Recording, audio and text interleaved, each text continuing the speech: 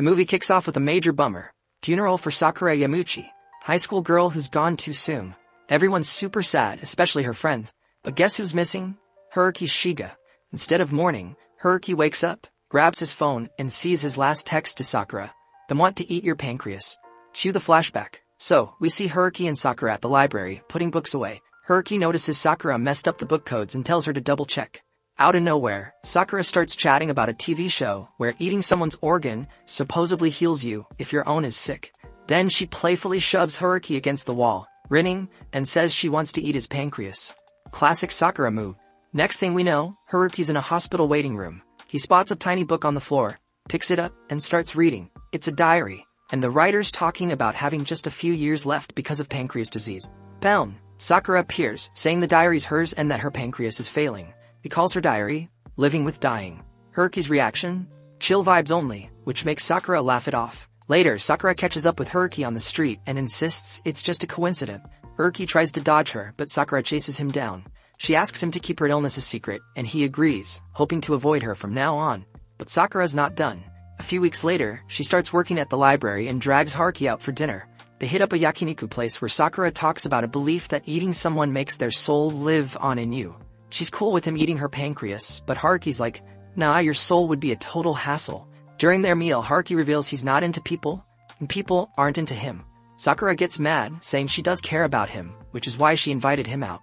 On their way home, they spot a jerk bullying an old woman over a stain on his clothes because he ran her over with his bike. Haruki suggests they just walk away, but Sakura rushes over, kicks the jerk in the groin, and makes everyone laugh. Haruki's just standing there, unfazed. Sakura grabs his hand, and they bolt as the cops arrive. They stop at a cafe where Sakura asks for Haruki's phone them. Back at his place, Haruki gets a text from Sakura saying thanks for the day and hoping they can stay friends till the end. At school, Sakura's friends grill her about the dinner with Haruki, saying he's way too cool for her. Meanwhile, Haruki's classmate, Issei Miyata, offers him gum and asks what's up with Sakura. Haruki just says it was a fluke. In class, the class president Takahiro, who's basically the king of the school, gives Sakura a special CD from her fave band. Later at the library, Sakura asks Haruki to join her on a bucket list adventure. He's like, no way, but she convinces him. They end up at a cafe called Paradise, talking about their love lives. Haruki admits he's never had a relationship, while Sakura says she recently broke up with someone. Kyoko and her crew show up, then Kyoko asks if Sakura and Haruki are dating. Before Sakura can answer, Kyoko's friend says they have to go, so the convo gets cut short. In the afternoon, Haruki and Sakura head to the beach. Haruki asks if she's really dying and if she still wants a boyfriend. Sakura confirms both, and then asks if he can help her find a boyfriend. Haruki's like, huh? Sakura advises him to hang out with people more and less with books. The next day at school, Issei asks Haruki about his relationship with Sakura. Kyoko interrupts, telling Miyata to take out the trash and Haruki to clean up. Sakura, thinking things are going well, teases Haruki from across the room. During summer break, Sakura asks Haruki to join her on a train trip to a place she wants to visit before she dies. Haruki's surprised her parents are cool with this, but Sakura says she told them she's going with Kyoko, just like Haruki told his parents he was having a sleepover. Sakura opens her diary and asks for Haruki's full name, but the show keeps it on the down low. So Haruki and Sakura land in Hakata for their vacay. There's a booking fail, and they end up having to share a room. The hotel upgrades them to a fancier spot as a consolation prize.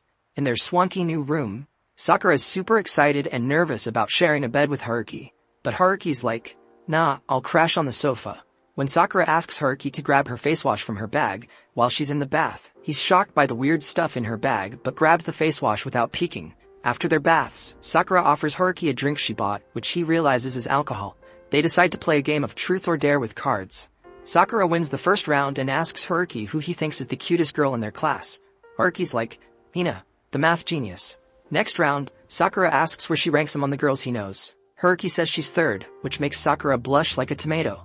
Haruki wins a round and asks about Sakura's childhood. She says she was a bit of a troublemaker. Haruki's questions start to feel like a boring interview, asking about her strengths and weaknesses. Sakura's like, yawn. When Sakura wins the next round, she gives Haruki a choice. Truth, he has to tell her 3 things he finds cute about her. Or dare, he has to carry her to bed. Haruki picks dare, carries Sakura, and she turns bright red. In the final round, Sakura wins again and asks Haruki what he'd do if she was really scared of dying. Haruki suddenly remembers seeing some shady stuff in her bag earlier and hesitates. He then switches to dare, and Sakura asks him to sleep in the bed with her. The next morning, Kyoko calls Sakura, grilling her for lying to her parents. Kyoko's stunned to find out Sakura is with Haruki and warns him that if he hurts Sakura, she'll make him regret it.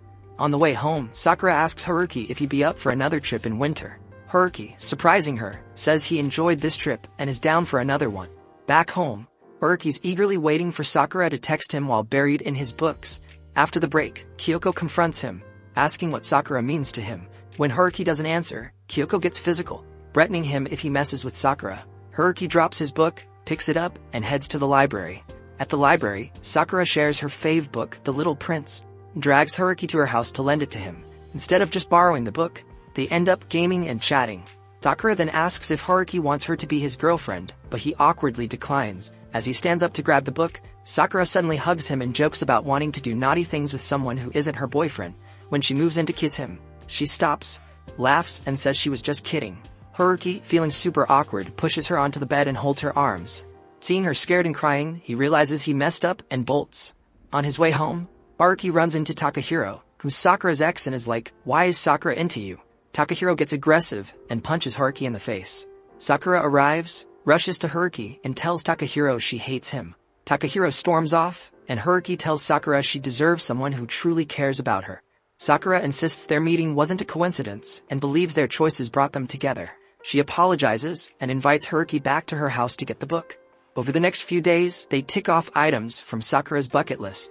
But then reality hits. Sakura has to go back to the hospital. Haruki visits her there, and when he opens the door, finds Sakura dancing, which embarrasses her. They chat and play cards as usual. Sakura suggests one last round of truth or dare. Haruki wins and asks Sakura what living means to her. After a moment, Sakura says, living is about having connections with others. It's the relationships that make life worth living. Haruki thanks her for everything she's taught him. Sakura hugs him for real this time, wanting to feel that human connection. Kyoko storms in and gets super mad at Haruki. Sakura, quick on her feet, hugs Kyoko to give Haruki a chance to sneak out like a ninja. The next day, Sakura tells Haruki her hospital stay got extended by 2 more weeks and asks him to visit again. That night, Sakura takes Haruki to a hill near the hospital.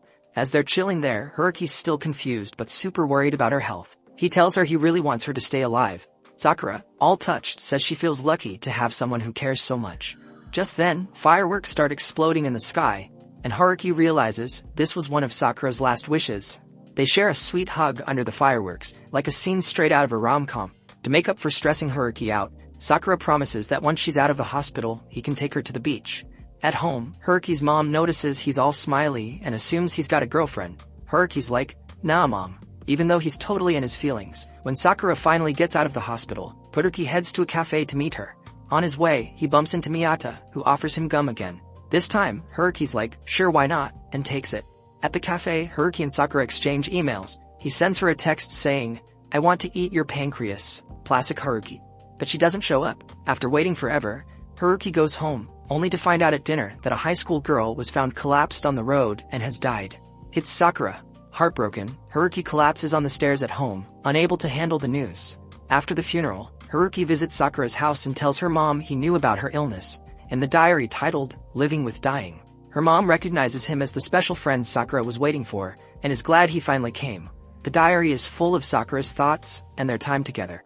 It ends with her being discharged from the hospital. Her mom shows Haruki a farewell letter tucked in the back of the diary. In it, Sakura didn't use his name because she felt it wasn't needed. She mentioned she was interested in him before they even met, and felt their bond was unique. She wrote that, even though she sometimes felt in love with him, their connection was beyond just love or friendship. Sakura wondered if Haruki avoided using her name because he was afraid of getting close and losing her. Haruki smiles softly, touched by her words. Sakura wrote that she admired Haruki and was grateful he cared for her. She felt like she had been waiting for him her whole 17 years, like cherry blossoms waiting for spring. Haruki finds Sakura's last text on her phone and, overcome with emotion, asks her mom if he can cry. Then he breaks down. Before leaving, her mom notes that Haruki's name, meaning spring, fits perfectly with Sakura's name, meaning cherry blossoms, echoing Sakura's metaphor about waiting for spring. Haruki then meets Kyoko at the cafe and spills the truth about Sakura's illness. Reading from the diary, Kyoko gets super mad at him for keeping Sakura's secret and storms off. Haruki chases her, apologizing and asking for forgiveness. He then asks Kyoko to be his friend. In the post-credit scene, Haruki and Kyoko visit Sakura's grave together. Haruki thanks Sakura for helping him open up to friendship. It's clear that he and Kyoko have grown closer, fulfilling one of Sakura's wishes before she passed. Sakura always hoped Haruki and Kyoko would become friends, and that's a wrap on I Want to Eat Your Pancreas.